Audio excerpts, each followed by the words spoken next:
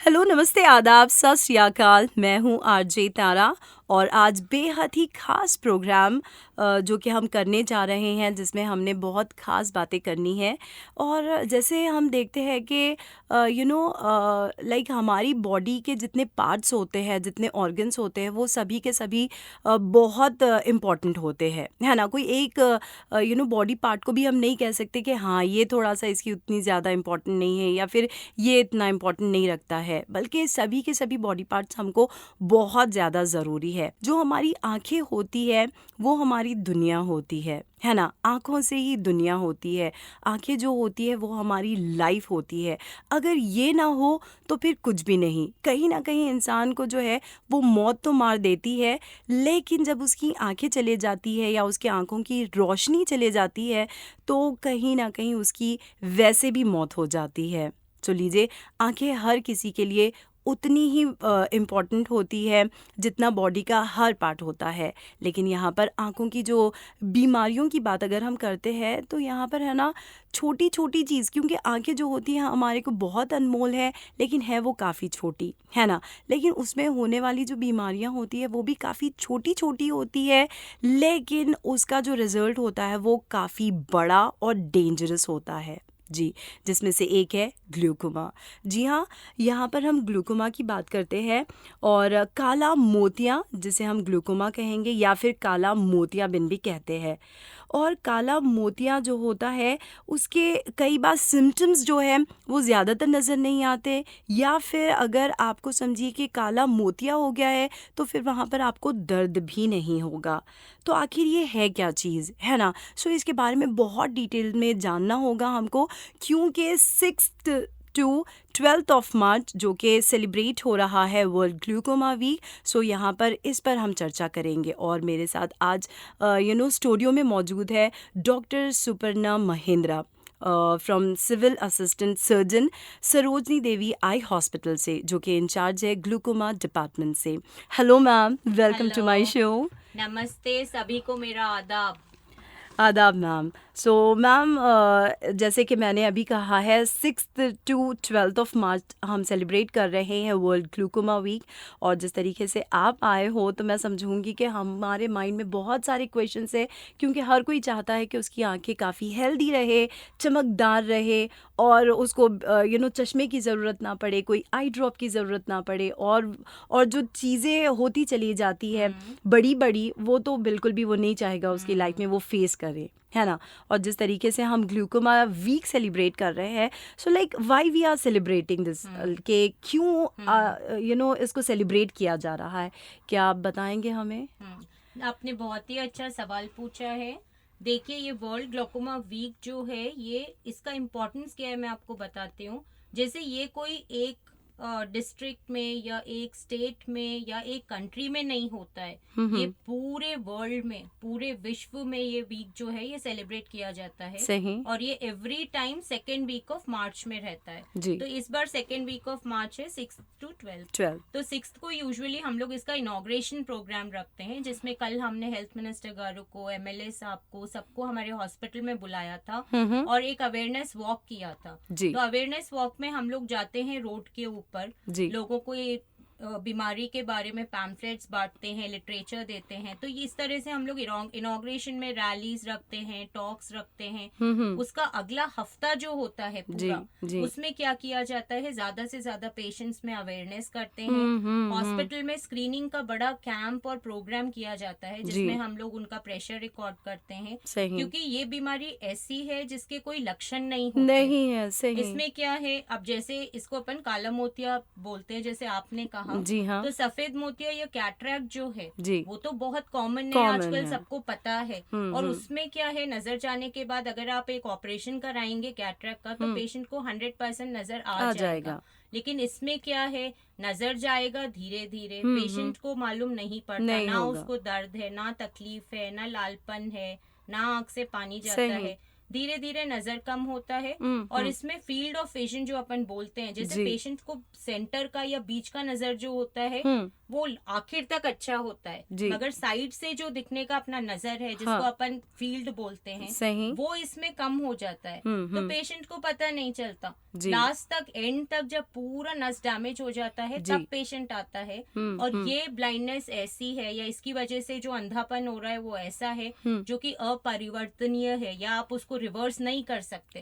जैसे आप सफेद मोतिया के लिए ऑपरेशन करा के रिवर्स कर सकते हैं, इसमें वो पॉसिबल नहीं है। काला मोतिया या ग्लोकोमा का प्रॉब्लम में वो नजर जो गया है वापस किसी हालत में नहीं आएगा जी। तो इसमें एक तो सिम्टमलेस डिजीज है, किसी को सिम्टम नहीं है, नजर इरिवर्सिबली जा रही है, अंधापन जो आ रहा है वो आप ट्रीट नहीं कर सकते, जितना नस चलेगी आप उसको वापस करेक्ट नहीं कर सकते जी। तो इसलिए इसमें इम्पोर्टेंट ये है कि अपने को हर जगह पे हर टाइप की पॉपुलेशन में अपने को ये इंफॉर्मेशन पहुंचाना है या ये मैसेज पहुंचाना है कि ये भी एक बीमारी है जो कि इरिवर्सिबल ब्लाइंडनेस कर रही है। तो आप लोगों को जो भी 40 साल के ऊपर हैं पर्टिकुलरली, उन लोगों को कॉम्प्रिहेंसिव आई एग्जामिनेशन मतलब टोटल आंख का चेकअप कराना जरूरी है जी। ये नहीं कि अपन सोचते हैं कि हम मतलब दुकान में जाएंगे, चश्मा लेंगे, काम खत्म हो गया, वो नहीं है, वो गलत तरीका है। आपको कराना है कॉम्प्रिहेंसिव आई एग्जामिनेशन। मैम क्या मैं थोड़ा रोक सकती हूँ आपको?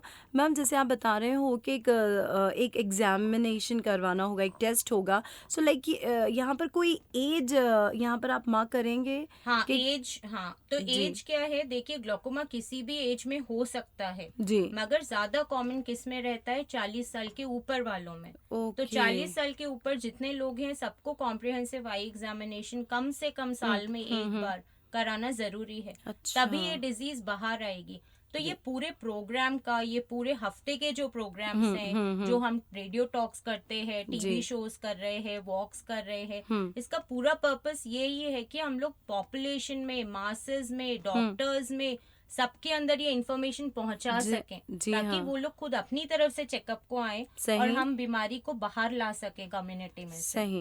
लाइक मैम जैसे अभी यहाँ पर एज की आपने बात की है कि अबव 40 लाइक 40 का रख सकते हैं हम, सो यहाँ पर क्या आप ये बात को यहाँ पर मेंशन करते हैं, या फिर ये ऐसे होगा कि ये किसी को भी होगा, या फिर मोस्टली जो स्क्रीन के सामने होते हैं है ना, कंप्यूटर पे दिन रात उनको काम करना होता है, ये उनको ज्यादा होगा, या फिर कुछ ऐसा है यहाँ पर कि लाइक इन्हीं को ये ज्यादा हो रहा है? यस, मैं आपको बताती हूँ। तो इसमें कुछ रिस्क फैक्टर्स होते हैं, मतलब थोड़े लोगों के अंदर रिस्क फैक्टर्स होते हैं जिनमें ग्लोकोमा होने का चांस ज्यादा है। अच्छा। जैसे 40 के ऊपर तो सबको कॉम्प्रिहेंसिव एग्जामिनेशन कराना है। जिनको शुगर होता है, जिनको बीपी का प्रॉब्लम होता है, वो लोग हायर रिस्क पे रहते हैं ये बीमारी के लिए। जिनको चश्मे का नंबर ज्यादा होता है, जैसे प्लस भी ज्यादा है और माइनस भी ज्यादा है, दोनों भी रिस्क फैक्टर्स हैं ग्लोकोमा के लिए। चाहे आप प्लस नंबर ज्यादा लगा रहे हो या माइनस, दोनों साइड रेगुलर चेकअप जरूरी है, उनमें ज्यादा रिस्क है। तीसरा, अगर आपको फैमिली हिस्ट्री है,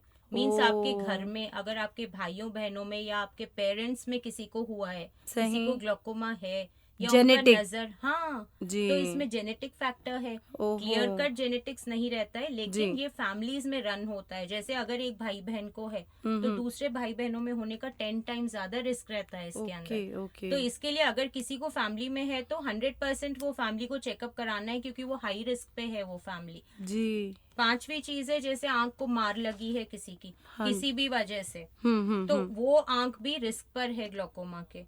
नेक्स्ट फैक्टर है स्टीरॉइड्स करके एक दवाइयाँ यूज करते हैं सब जने, और वो डिफरेंट प्रिपरेशंस में आती है जो लोगों को खुद को पता नहीं होता है कि हम यूज कर रहे हैं। जैसे कोई आंख में लालपन के लिए यूज करता है, कोई लोग जैसे स्किन पे कुछ धब्बे होते हैं, एलर्जी होती है, उसके लिए यूज करते हैं, एक्जिमा के प्रॉब्लम्स के लिए यूज करते हैं, जोड़ों के दर्द के लिए गोलियां खाते हैं स्टीरॉइड्स का।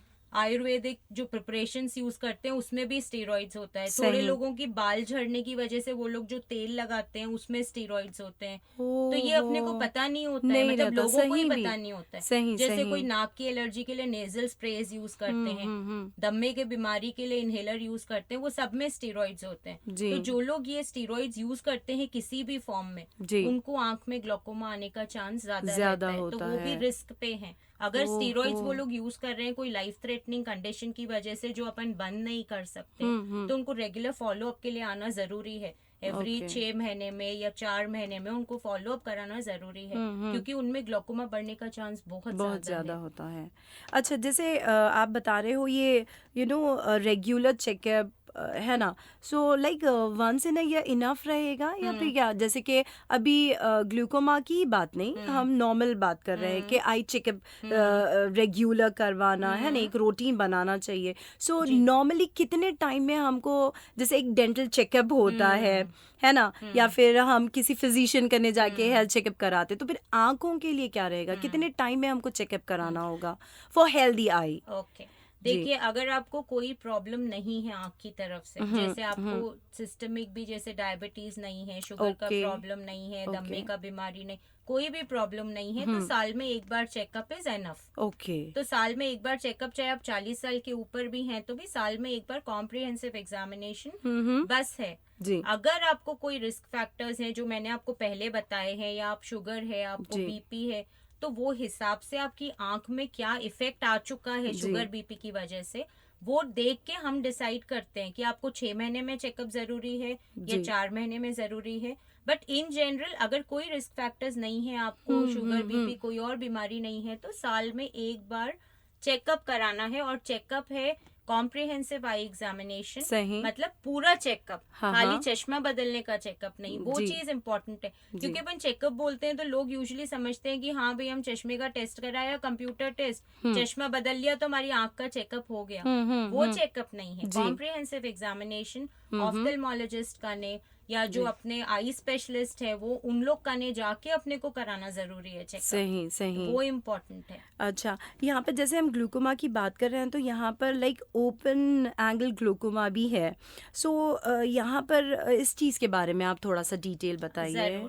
देखिए, ग्लोकोमा में आपको प्राइमरी ग्लोकोमाज होते हैं और सेकेंडरी ग्लोकोमाज होते हैं। सेकेंडरी ग्लोकोमाज मतलब किसी और चीज की वजह से, जैसे आप स्टीरॉइड्स यूज कर रहे हैं उसकी वजह से हो गया, या आपकी आंख को मार लगा उसकी वजह से हो गया, या आंख में कोई और रिएक्शन का या इन्फ्लेमेशन का प्रॉब्लम है उसकी वजह से हो गया, तो वो सब सेकेंडरी ग्लोकोमाज है, मतलब कोई चीज की वजह से हो गया, वो सेकेंडरी ग्लोकोमाज है। प्राइमरी ग्लोकोमाज में क्या है, आप जैसे बता रहे हैं ओपन एंगल होते हैं, क्लोज्ड एंगल होते हैं। तो ये दोनों जो हैं दो वैरायटीज ऑफ प्राइमरी ग्लोकोमाज हैं। और इसी में आता है आपको चाइल्डहुड ग्लोकोमाज, बच्चों के अंदर नए पैदा हुए सब बच्चों में चाइल्डहुड ग्लोकोमाज, और जुवेनाइल ग्लोकोमाज यंग लोगों के अंदर। तो ये सारे प्राइमरी ग्लोकोमाज के टाइप हैं। ओके। तो इसमें जो प्राइमरी ओपन एंगल है, अपनी आंख के अंदर एक स्ट्रक्चर होता है जिसको अपन एंगल बोलते हैं। वो स्ट्रक्चर को खाली गोनियोस्कोपी करके एक स्पेशल टेस्ट होता है, गोनियोस्कोपी, जो कि लेंस से किया जाता है, और वो सभी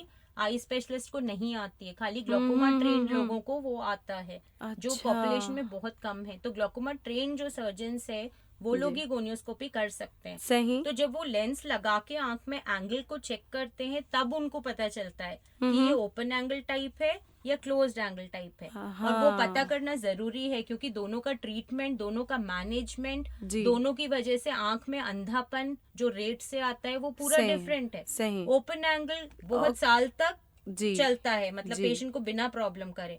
क्लोज्ड एंगल ज्यादा डेंजरस है। तो ये दोनों डिफरेंशिएट करना जरूरी है। फाइन, अभी जैसे आप क्लोज एंगल की बात कर रहे हैं तो मेरे को सेकंड मेरा यही क्वेश्चन था कि इसके सिम्टम्स क्या रहेंगे एंगल क्लोज। तो अभी इसमें क्या है, देखिए आपको दोनों टाइप के ग्लोकोमास इंडियन पॉपुलेशन में, पर्टिकुलरली अपनी इंडियन पॉपुलेशन में साइलेंट है। अच्छा, इसलिए दोनों ग्लोकोमास को अपन साइलेंट थीफ ऑफ साइट बोलते हैं। ग्लोकोमा को साइलेंट थीफ ऑफ साइट बोलते हैं इसलिए। तो दोनों टाइप के ग्लोकोमास अपने पर्टिकुलरली इंडियन सबकॉन्टिनेंट में दोनों साइलेंट हैं। एंगल क्लोजर के अंदर कभी कभी पेशेंट अक्यूट अटैक के साथ प्रेजेंट कर सकता है, जिसमें उसको आंख लाल होना, दर्द होना, आधे सर का दर्द होना, पानी गिरना आंख से। तो मैं आपको एंगल क्लोजर की जो सिम्टम्स बता रही हूँ, जैसे आंख लाल होना, ये सब प्रॉब्लम, तो ये थोड़े केसेस में, ओनली एक 10% केसेस में ये सिम्टम्स रह सकते हैं। 90% एंगल क्लोजर में भी कोई सिम्टम्स नहीं रहते। ओपन एंगल में तो सिम्टम्स है ही नहीं, इसलिए ग्लोकोमा जो है साइलेंट डिजीज है। ऑलराइट मैम, जिस तरीके से हम ग्लूकोमा वीक सेलिब्रेट कर रहे हैं, तो उसी हिसाब से अभी हम ग्लूकोमा के ही नहीं बल्कि मैं चाहूँगी कि आप नॉर्मल जो हमारी आंखें होती है या फिर हेल्दी आई कैसे होनी चाहिए, मैं इस पर भी बात करना चाहूँगी। लेकिन मैं चाहूँगी कि आप ये बताएं कि ग्लूकोमा का ट्रीटमेंट कैसे होगा, क्योंकि अब तक आपने ये बताया है कि इनकी ये सारी चीज़ें हैं जी। सो अभी आप इसका थोड़ा सा ट्रीटमेंट भी बताएं हमको कि कैसे ट्रीट किया जाता है। ट्रीटमेंट के अंदर क्या है, सबसे पहले तो अर्ली आइडेंटिफिकेशन इम्पोर्टेंट है। ऑलराइट, मतलब बिकॉज अपने को पता है साइलेंट डिजीज है और जो इसकी वजह से ब्लाइंडनेस हुई है वो इरिवर्सिबल है। सही। तो सबसे पहले अपने को पेशेंट को करेक्ट टाइम पे पकड़ना है, क्योंकि इंडिया में अभी भी 90% केसेस अनडाइग्नोज्ड हैं। हाँ, ओनली 10% डायग्नोज्ड है। तो वो 90% जो डायग्नोज नहीं हुए हैं उनको पहले आइडेंटिफाई करना जरूरी है जी। अगर करेक्ट टाइम पे अपन ने आइडेंटिफाई किया उनको, जब तक उनकी जो ऑप्टिक नर्व अपन बोलते हैं या जो नस जो ग्लोकोमा में प्रेशर बढ़ने की वजह से डैमेज होती है, सही। जब तक उस पे डैमेज नहीं हुआ है, खाली प्रेशर बढ़ा है तभी तक आंख में, तो अपन उसको ट्रीट कर सकते हैं। ठीक है, सही। तो फर्स्ट स्टेप इज आइडेंटिफिकेशन। उसके बाद अपने को करना है ट्रीटमेंट। जी, तो हाँ। गोनियोस्कोपी के द्वारा आप पता करेंगे कि ये ओपन एंगल है या क्लोज एंगल है। सही। अगर ओपन एंगल है तो उसके लिए दवाइयां हैं, कई सारी मेडिसिन अवेलेबल हैं और अभी कंपनीज नई नई दवाइयां और बना रही है ग्लोकोमा के लिए। सही। जो कि अगर पेशेंट रेगुलरली जैसे हम बताएंगे यूज करेगा और फॉलोअप के लिए आना पड़ता है बस, तो हम कभी 6 महीने 4 महीने या 3 महीने फॉलोअप बोलते हैं पेशेंट को, डिपेंडिंग उनकी डिजीज सिविरिटी कितनी है जी। तो लाइफ लॉन्ग अपन उनका विजन बचा के रख सकते हैं जी दवाइयों से। सही। अगर ज्यादा सीवियर है, मतलब प्रेशर राइज ज्यादा है, दवाइयों से अपन कंट्रोल नहीं कर सक रहे हैं, तो फिर सर्जरी का ऑप्शन रहता है जी। ट्रेबेक्युलेक्टमी करके सर्जरी होती है जो कि बहुत ही सक्सेसफुल और बहुत अच्छी सर्जरी है ग्लोकोमा के लिए, लेकिन वो सेकेंड ऑप्शन, पहले दवाइयों से कंट्रोल है। सही। अगर एंगल क्लोजर टाइप का ग्लोकोमा है जो कि फीमेल्स में 3 टाइम्स ज्यादा कॉमन होता है एंगल क्लोजर, ठीक है, क्योंकि फीमेल की आंखों का साइज छोटा होता है, तो इसलिए एंगल क्लोजर जो है वो फीमेल्स में ज्यादा होगा होता है जी। तो अब सपोज एंगल क्लोजर अगर अपन डायग्नोज कर चुके हैं तो उसका फर्स्ट ट्रीटमेंट होता है लेजर करना। आंख में लेजर करते हैं, वो एक सिटिंग में हो जाता है, जिस 2 मिनट का काम होता है। लेजर करने के बाद पेशेंट को फिर नॉर्मल फॉलोअप करना है, और अगर लेजर करने के बाद भी प्रेशर नॉर्मल तक नहीं आया, मतलब 20 तक नॉर्मल प्रेशर मानते हैं अपन, 20-21 के रेंज में, अगर वो रेंज तक भी प्रेशर नहीं रीच हो रहा है तो फिर अपन दवाइयां ऐड करते हैं लेजर के बाद, फिर पेशेंट को ओपन एंगल ग्लोकोमा के जैसे ही फॉलोअप में रखते हैं। सही। अगर इसमें भी प्रेशर नहीं कंट्रोल आ रहा है तो फिर सर्जरी प्लान करते हैं। इसमें भी सर्जरी सेम ट्रेबेक्युलेक्टमी होती है जी। अब ये जो लेजर है और इसके अलावा और डिफरेंट लेजर प्रोसीजर्स हैं। ओपन एंगल ग्लोकोमा में भी थोड़े लेजर प्रोसीजर्स होते हैं, जैसे प्रेग्नेंट लेडीज हैं। प्रेग्नेंट लेडीज में आप जो दवाइयां हैं ग्लोकोमा की वो आंख में भी नहीं डाल सकते, क्योंकि उससे बच्चे को असर होता है, तो आप वो नहीं यूज कर सकते। और सर्जरी भी हर ट्राइमेस्टर में पॉसिबल नहीं होती है, जैसे आप 3 से 6 महीने के बीच में सर्जरी कर सकते हैं, बट वो भी उतनी सेफ नहीं होगी। तो वो टाइम में कुछ लेजर प्रोसीजर्स होते हैं जो आप प्रेग्नेंट फीमेल्स में वो टेम्पररी टाइम के लिए, प्रेशर रिडक्शन के लिए वो लेजर प्रोसीजर्स कर सकते हैं। सही। ठीक है, तो ये सब मोडालिटीज हैं, दवाइयां हैं, लेजर्स हैं, सर्जरी है, डिपेंडिंग ऑन क्या टाइप का ग्लोकोमा है, कितना सिवियर है ग्लोकोमा, वो हिसाब से रेगुलर ट्रीटमेंट, रेगुलर फॉलो। तो अगर दोनों ग्लोकोमास अपन टाइम पे डिटेक्ट कर चुके हैं, अपन ट्रीटमेंट दे रहे हैं, पेशेंट फॉलोअप के लिए आ रहा है, तो वो 80 साल का हो जाए, 90 साल का हो जाए, हम उनको गारंटी देते हैं कि उनकी नजर 99% केसेस में हम बचा के रखेंगे। ओहो। तो सिंपल है कि डायग्नोसिस इम्पोर्टेंट है, तब हम उसको प्रिवेंट कर सकेंगे। सही है। जो भी डैमेज है उसको हम बचा सकेंगे।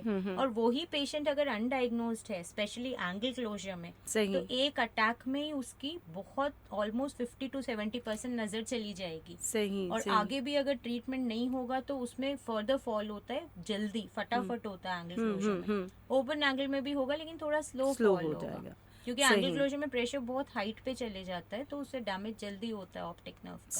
सही।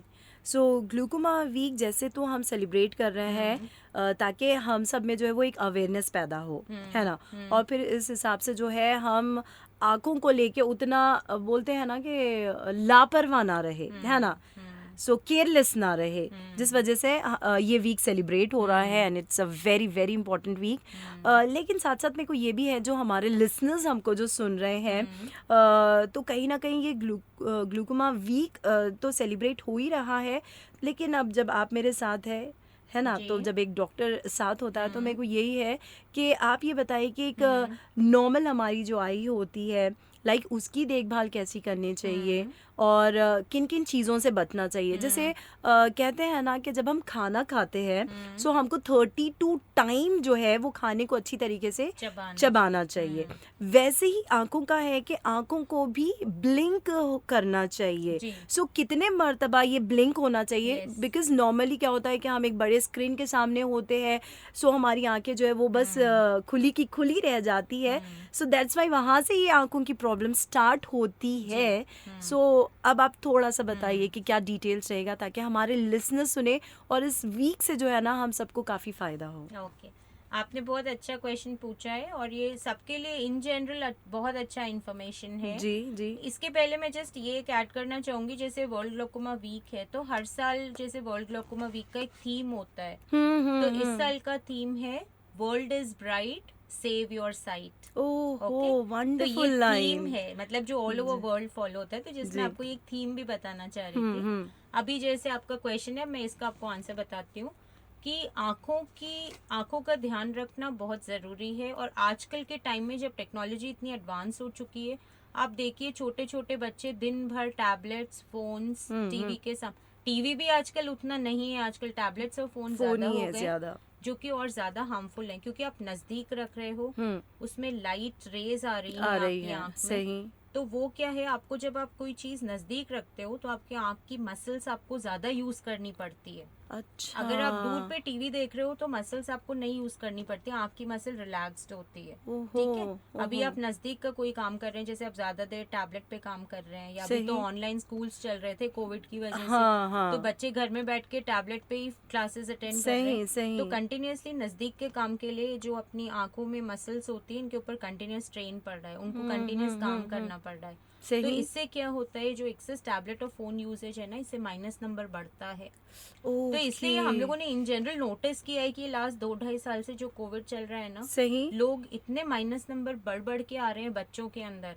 मतलब यंग बच्चों में 6 साल, 7 साल, 10 साल के बच्चों में -3, -4, -15 तक भी हम नंबर देख रहे हैं। और ये प्रोग्रेशन भी बहुत जल्दी हो रहा है। तो एक तो बच्चों के लिए ये सबसे ज्यादा जरूरी है। मतलब अभी तो खैर कोविड थोड़ा कम है, स्कूल्स ऑफलाइन हो गए, तो पेरेंट्स थोड़ा ये ध्यान रखें कि उनका टैबलेट और फोन का यूजेज कम हो।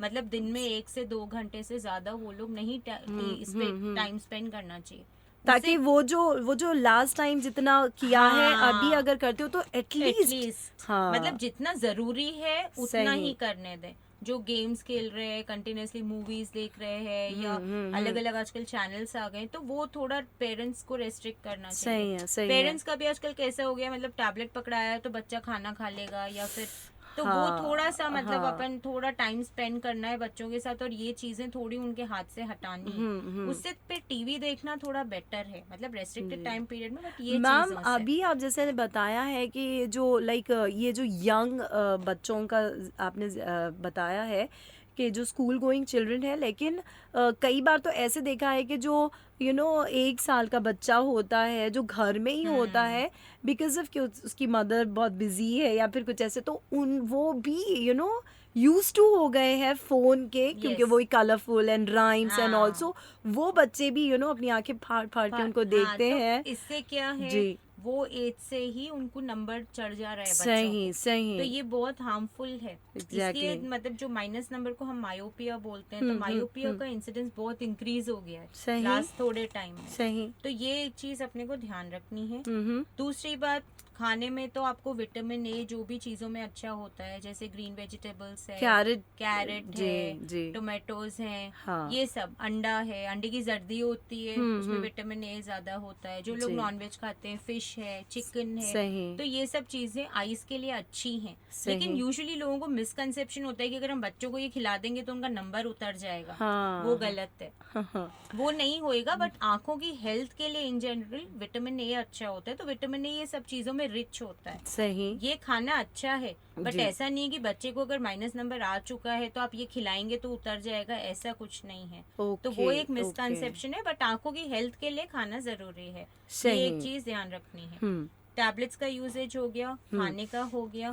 अभी 40 साल के ऊपर जो है उनके लिए मैंने आपको बोला है कॉम्प्रिहेंसिव आई एग्जामिनेशन कराना जरूरी है, तो वो एक आपको ध्यान रखना है। और आजकल पोल्यूशन और डस्ट की वजह से लोगों को बहुत ज्यादा जैसे आंखें लाल होना या डस्ट एलर्जी का जो है, foreign body sensation. Ma'am even मैंने ये तक भी सुना है कि पेट एलर्जी भी हो जाती है। होती है। पेट हेयर जो होते हैं सही, वो पूरा मतलब घर में फैले रहते हैं, उसकी वजह से है। पोल्यूशन आजकल इतना है तो उसकी वजह से आपको क्रॉनिक आंख में इरिटेशन चलते रहता है। आप आंख बंद करते हैं तो ऐसे कुछ फॉरेन बॉडी सेंसेशन है, या पानी आना, या कॉर्नर्स में खुजली होना, ये सब काफी कॉमन हो गया। लाइक बार बार जो बच्चे, अक्सर मैं देखी भी हूँ कि बच्चे जो है वो रबिंग ज्यादा करने लगते हैं। हाँ, तो इसके लिए आपको इसके लिए क्या ध्यान रखना है कि जैसे आपको पोल्यूशन के एनवायरनमेंट में जा रहे हैं तो थोड़ा कुछ ग्लासेस यूज कर लें आप प्रोटेक्शन के ग्लासेस। मैम ग्लासेस का मेरे को एक है कि लाइक जब भी हम कहीं पर चले जाते हैं स्पेशली समर में, और समर में ये वीक सेलिब्रेट हो रहा है ग्लूकोमा का, लेकिन मैम नॉर्मली लोग जब शेड्स इस्तेमाल करते हैं तो वो कोई भी ले लेते हैं।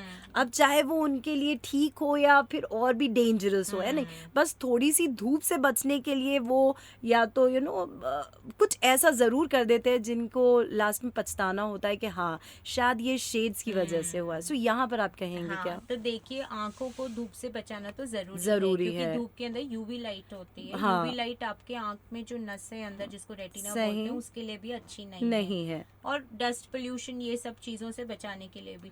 बट आपको अच्छे स्टैंडर्ड क्वालिटी के शेड्स लेने हैं, या फिर यूवी प्रोटेक्शन ग्लासेस आते हैं। यूवी प्रोटेक्शन ग्लासेस में शेड नहीं रहता, बट वो यूवी ए और बी लाइट को कट करते हैं। ट्रांसपेरेंट ग्लासेस ही होती है, बट उसमें कोटिंग आती है जो कि आपको यूवी प्रोटेक्शन प्रोवाइड करती है। तो आपको वो ऑप्शन भी, आप वो भी ले सकते हैं। और अगर आप शेड्स लेना चाहते हैं तो वो यूवी प्रोटेक्शन वाले प्रॉपर स्टैंडर्ड कंपनी के रहने चाहिए। अब ऐसे आजकल सड़क पे क्या क्या बेच रहे हैं वो सब स्टैंडर्ड नहीं है। तो आपको स्टैंडर्ड कंपनी के ये देख के लेना जरूरी है कि उसमें यूवी प्रोटेक्शन है, पर्टिकुलरली यूवी बी रेस के अगेंस्ट प्रोटेक्शन है। वो शेड्स आपको काम करेंगे, वो लगाना एडवाइजेबल है। दूसरा, आपको जैसे ड्राइनेस का प्रॉब्लम आजकल जैसे पोल्यूशन है इसकी वजह से आंख का ड्राइनेस है, या जैसे आप ब्लिंकिंग का क्वेश्चन पूछ रहे थे, जैसे अपन स्क्रीन पे कंप्यूटर पे बहुत काम करते हैं। नॉर्मली ब्लिंक रेट आदमी का 15 to 18 टाइम्स होता है, मतलब आप 1 मिनट में 15 से 18 बार आंख बंद करके खोलते हैं। तो जब आप फोकस कर रहे होते हैं किसी चीज पे तो आप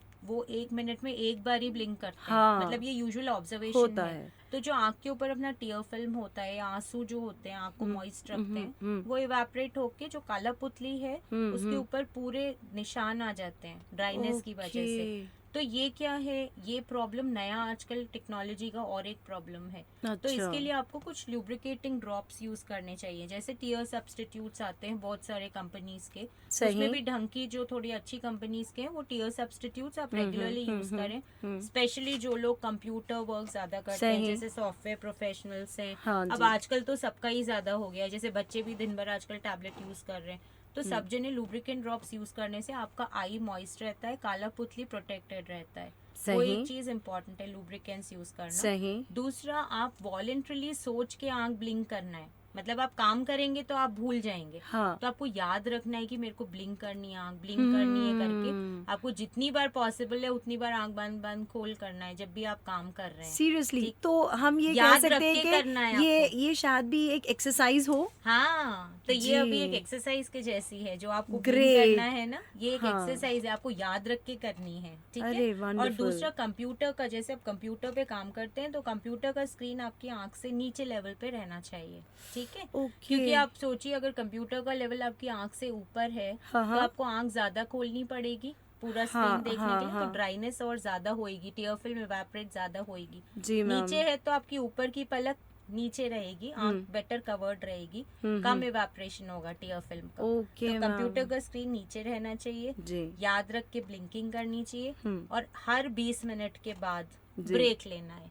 20 मिनट के बाद ब्रेक का मतलब अपनी जगह से थोड़ा उठिए, खिड़की के पास जाके दूर की कोई चीज देखिए, जैसे स्काई देखिए या बर्ड्स देखिए। तो वो दूर देखने से मसल्स रिलैक्स होंगी, आपकी टीयर फिल्म वापस रीजनरेट होएगी। तो ये 3 चीजें बहुत इम्पोर्टेंट हैं, जो कि आजकल सबको करनी चाहिए, बिकॉज हर कोई इतनी टेक्नोलॉजी यूज कर रहा है। वंडरफुल मैम, बहुत बहुत बहुत इन्फॉर्मेशन। तो ये थोड़ी बेसिक चीजें हैं जो लोगों को ध्यान रखनी चाहिए। मैम एक पॉइंट और है जो कि शायद भी ये कंप्लीट हो हमारी बात। यहाँ पर है ना लेंस का बहुत यूज़ हो रहा है ना। सो लोग जो है वो कलरफुल लेंस लगा रहे हैं। सो कहीं ना कहीं फिर ये भी तो हमारी आंखों पे बहुत बुरी तरीके से असर कर रहा है। नहीं, अगर आप ग्रीन कलर ड्रेस पहने हैं तो फिर आप ग्रीन कलर लेंस लगा, मतलब कुछ इस हद तक लोग क्रेजी हो गए हैं अबाउट लेंस एंड आईज। सो यहाँ पर आप कुछ कहेंगे? देखिए, कॉन्टेक्ट लेंस जहाँ तक आप अपने पावर करेक्शन के लिए लगा रहे हैं तब तक ठीक है। मतलब आप जैसे स्पोर्ट्स एक्टिविटीज करते हैं जहाँ ग्लासेस से नहीं हैंडल कर सकते हैं, या फिर ठीक है थोड़े लोग कॉस्मेटिकली मतलब अपना जो माइनस नंबर ज्यादा है वो लगा रहे हैं, वो हद तक ठीक है। उनके अपने अलग रिस्क हैं। कॉन्टेक्ट लेंसेज से इन्फेक्शंस होते हैं, काला पुतली के इन्फेक्शंस बहुत कॉमन है। काला पुतली को ऑक्सीजन सप्लाई नहीं मिलता लेंसेज लगाने से, तो ये पूरा प्रॉब्लम्स लेंसेज का रहता है। लेंसेज लगा के कभी भी सोना नहीं चाहिए। सही। आप दिन में 12 घंटे से ज्यादा लेंसेज यूज नहीं करने चाहिए। क्लीनिंग लेंसेज की प्रॉपर रहनी चाहिए। तो ये सब प्रॉब्लम्स है लेंसेज के साथ। तो जब आपको माइनस नंबर ज्यादा है, आपको कोई ऑप्शन है नहीं, आप चश्मा नहीं लगा सकते आपके प्रोफेशन की वजह से, तो आप लेंसेज यूज कर रहे हैं with all precautions is okay.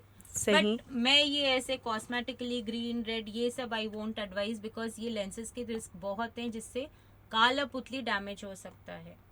तो जहाँ जरूरी है वहां पे लगाइए आप, लेकिन खाली कॉस्मेटिक इसके लिए जैसे आप कलरफुल ड्रेस के साथ चेंज करना है, I won't advise. All right ma'am. So ये एक्चुअल में जो हमारे जो यंगस्टर्स हैं उनमें बहुत ज़्यादा हो रहा। हम देख रहे हैं कि छोटे बच्चे जो है वो दिन रात फ़ोन पर थे, चाहे वो क्लासेस हो उनके, है ना, जो कुछ भी उनका वर्क था वो हो रहा था और वह एक वैलिड रीज़न था, ठीक है। और फिर हमारे जो 40 एबव रहते वो बेचारे तो काम ही करते, लेकिन ये जो हमारे यंगस्टर्स है वो इस तरीके की चीज़ें करते हैं और अपनी आँखों को ख़राब करते हैं। सही है मैम। यहाँ पर एक और बात भी है कि जिस तरीके से आपने बता दिया है कि हमको ईयरली वंस एक बार तो चेकअप करवाना ही करवाना होगा, लेकिन कई बार क्या होता है कि मैम जिस तरीके के सीजन्स हम पे से गुजरते हैं, या फिर आप समझिए कि कोई भी जगह से आप गुजर रहे हैं, एक पोल्यूशन हो जाता है, देन कई बार लेडीज़ जो है वो किचन में बहुत रहते हैं तो धुएं वगैरह का बहुत होता है। हालांकि उनको चश्मा नहीं होता है, बट येस वो भी एक इरिटेशन वाली जगह हो जाती है। सो वहाँ पर लेडीज़ हमारे क्या करें आफ्टर लाइक कुकिंग, और फिर वो सारी स्टफ से वो निकले और उनकी आंखें जो है वो कुछ ज़्यादा इरिटेट कर रही है, इरिटेशन हो रहा है। सो वहाँ पर वो क्या कर सकते हैं? जैसे कि नॉर्मली होता क्या है कि हम फ्रिज खोले और उसमें से आइस क्यूब निकाल लिया और फिर थोड़ी देर के लिए रख लिया। आइस मसाज करना, आप क्या इसकी सलाह देंगे अभी, क्योंकि समर है? मसाज का तो ठीक है, आइस क्यूब आप आंख को रिलैक्स करने के लिए कुछ ठंडा कपड़ा या कुछ लगा सकते हैं, लाइक क्यूकम्बर भी इस्तेमाल होता है, वो आप लगा सकते हैं, वो सब ठीक है। आंख के ऊपर आप जो लगा रहे हैं वो ठीक है जी। अब जैसे आप पूछ रहे हैं किचन में धुएं में जैसे काम करते हैं, पहले तो ये है कि किचन में वेंटिलेशन अच्छा रहना चाहिए, वो सबसे इम्पोर्टेंट है, जो कि इंडियन किचन में रहता नहीं है, वो काफी इम्पोर्टेंट है। लाइटिंग अच्छी रहनी चाहिए, वेंटिलेशन अच्छा रहना चाहिए किचन में। दूसरा, जैसे जो ऐसे एटमॉस्फेयर में काम करते हैं वो लोगों को रेगुलरली लुब्रिकेंट ड्रॉप्स यूज करने चाहिए, क्योंकि वो आई को प्रोटेक्शन करते हैं जी। आप धुएं में किचन में काम करने से भी आंख में सूखापन बढ़ता है, ड्राइनेस बढ़ता है, उससे इरिटेशन, काला पुतली का प्रॉब्लम स्टार्ट होता है। तो रेगुलरली लुब्रिकेंट ड्रॉप्स यूज करने चाहिए। ज्यादातर लुब्रिकेंट ड्रॉप्स आपको प्रिजर्वेटिव फ्री रहते हैं, तो आप लॉन्ग टर्म सालों तक भी यूज करें तो कोई प्रॉब्लम नहीं होता है। इनफैक्ट वो आपकी आंखों के लिए बहुत अच्छे हैं, प्रिवेंशन करते हैं पोल्यूशन से, डस्ट से, धुएं से, काफी कंफर्ट देते हैं, तो वो यूज करने चाहिए। और वेंटिलेशन कोशिश करिए कि मतलब आप जब काम कर रहे हैं जब खिड़की खुली रखिए किचन की, जितनी खिड़कियां एटलीस्ट उतनी खुली रखिए ताकि धुआं अंदर जमा ना हो, क्योंकि वो आपकी आइस के लिए अच्छा नहीं है, आइस को इरिटेट करेगा।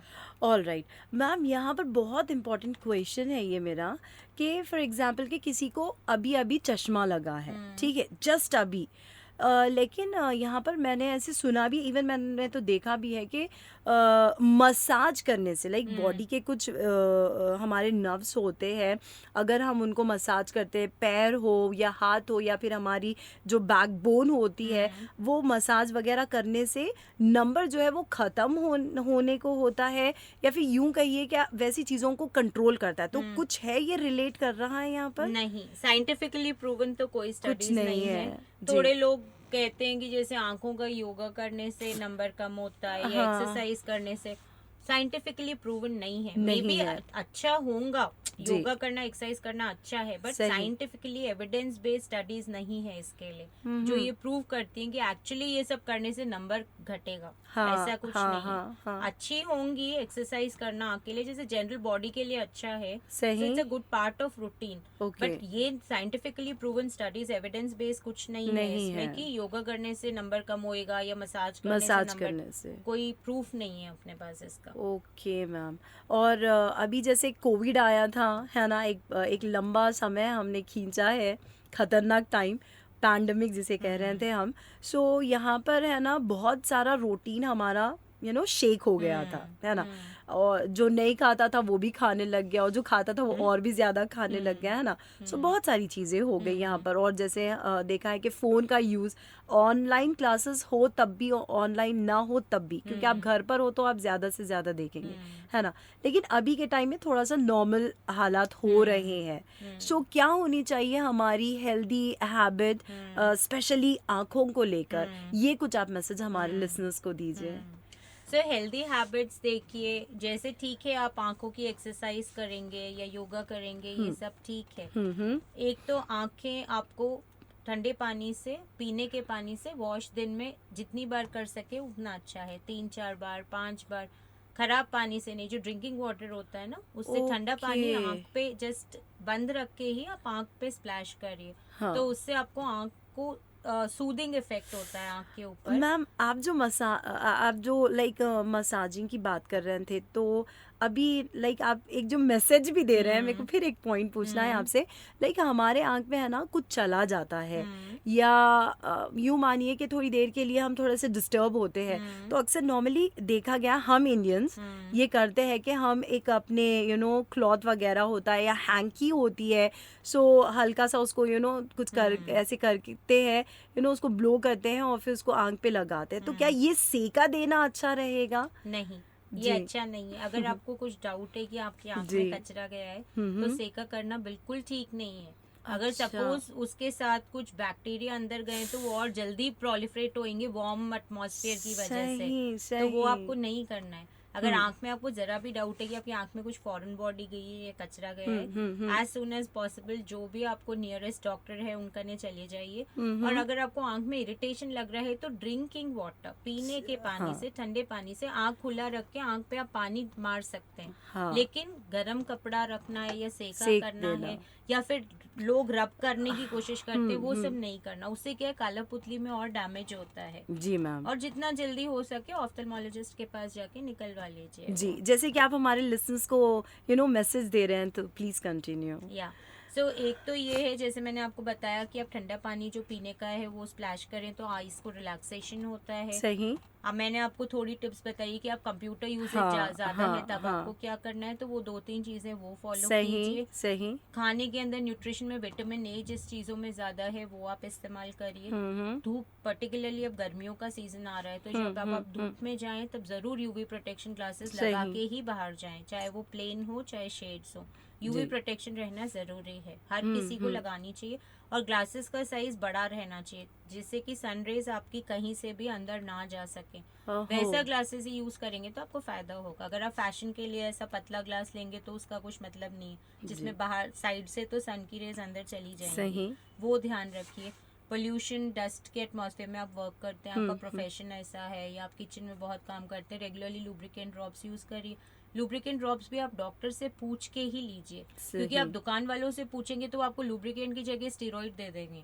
बहुत केसेस में होता है ऐसा, और लोग सालों तक यूज करते हैं, फिर ग्लोकोमा और कैटरेक्ट आ जाता है। तो आप डॉक्टर करने जाके ही, प्रॉपर ऑफ्थल्मोलॉजिस्ट करने जाके लुब्रिकेंट ड्रॉप्स यूज करिए। बच्चों के अंदर टेक्नोलॉजी यूज लिमिट करिए, जहाँ तक उनका क्लास का काम है उतना करने के बाद, जैसे बच्चों को खाली एंटरटेनमेंट के लिए कि भाई ये खाना खा लेगा या इसका एंटरटेनमेंट है अपना, वो एटीट्यूड अभी हटाना है। बच्चों को टाइम स्पेंड करके टैबलेट से आपको हटाना है। मैम क्या ये मैसेज में एक और क्वेश्चन कर लूँ, क्योंकि मैं चाह रही हूँ कि आप तब तक हो बहुत सारी बातें हमको मालूम हो जाए। नॉर्मली होता क्या है कि लोग जब टीवी वगैरह देखते हैं, स्पेशली नाइट टाइम जो होता है, तो अपने रूम्स की जो लाइट होती है वो ऑफ कर देते हैं। उनको ये रहता है कि अभी हम सिर्फ टीवी देखेंगे, लाइक वो थिएटर वाली फीलिंग चाहते हैं।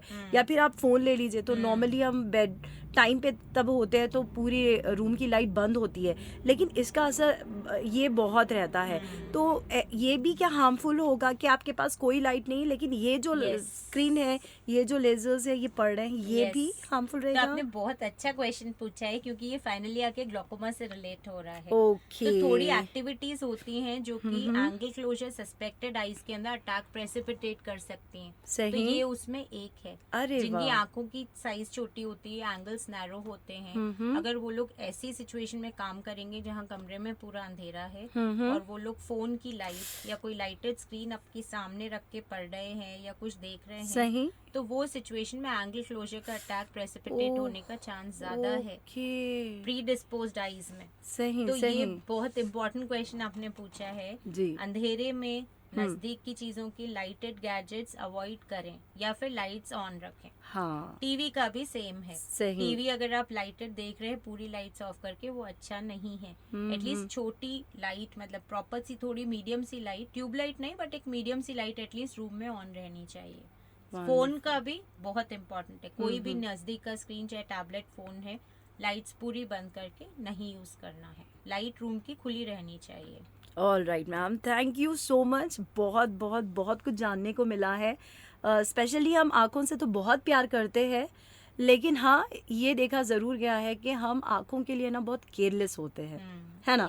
ये एक चीज़ देखी है। लेकिन शायद भी आज आपसे इतनी सारी बातें जानने को मिली है, और जो कि आपने काफ़ी सिंपल भी बताई है, सो शायद भी हम थोड़े अवेयर हो भी गए हैं और हम ये सारी चीज़ें अपने जो है शायद हम अपनी रूटीन में ये सारी चीज़ों को इम्प्लीमेंट करें। Thank you so much ma'am, अपना कीमती वक्त दिया है। और मैं जस्ट आपको लास्ट में, जैसे अपन खत्म कर रहे हैं ना, मैं आपको खाली इसमें ये बताना चाह रही हूँ कि जैसे अपन आज ग्लोकोमा की बात कर रहे हैं जी, तो मैं थोड़ा सा आपको डिजीज बर्डन के बारे में बता दूं, या ग्लोकोमा का बर्डन कितना है। अच्छा, तो जी अपना जैसे इंडिया में अपन देख रहे हैं, वर्ल्ड में अगर आप लेंगे तो अभी at present around 80 million people हैं जो ये बीमारी से अफेक्टेड हैं जी।